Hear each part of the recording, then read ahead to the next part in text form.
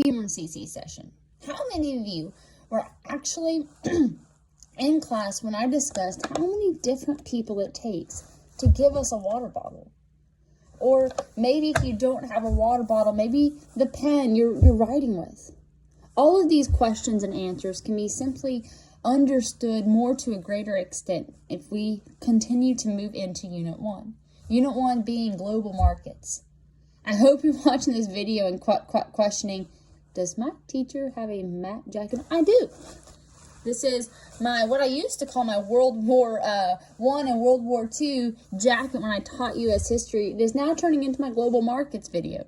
So with that being said, in all of Unit 1, through the SMORE, through the Class Connects, through the readings, I hope you're reading and diving into to what we're really seeing at the heart of global markets is a kind of a tangled web if you think about it.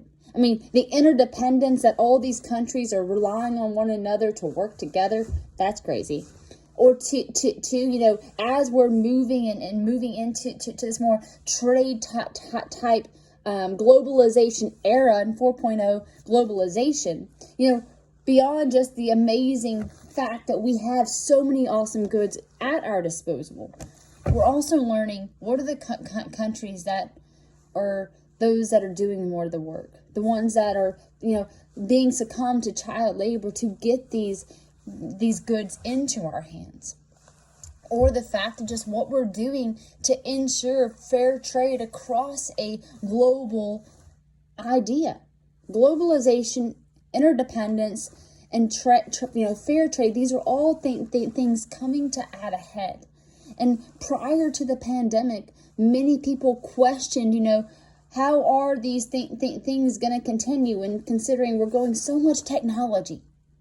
But there are so many things still unable to do technology, where we're still seeing, trade happen all across the globe.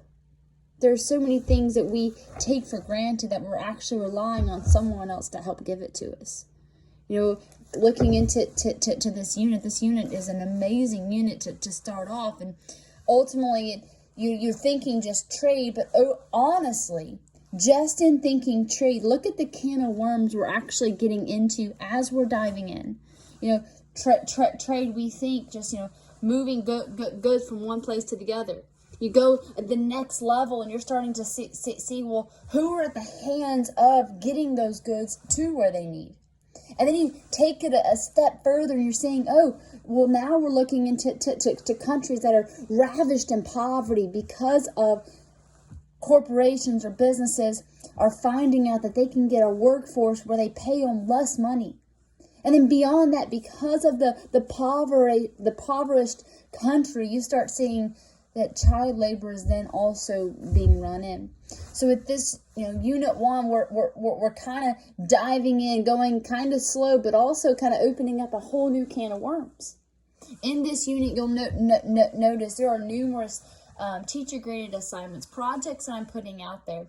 Honestly, the purpose is for you to become more engaged in this topic, to starting to see how many topics that we discuss or many things that we look into as we discuss world issues.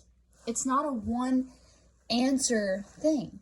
It's a complex idea, complex reality. Anytime you deal with multiple people, multiple countries, it's not going to be an easy answer.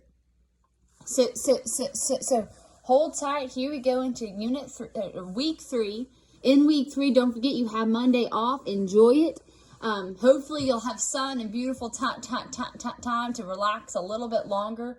And then don't forget, we're going to start getting into the child labor project, where you try to become the face of these people who are being used with child labor. And then also enjoy us in a Class Connect session as we begin to continue to dive into just what does fair trade look like? What does international trade? How does it affect me? And then ultimately, what's the role that I can also play?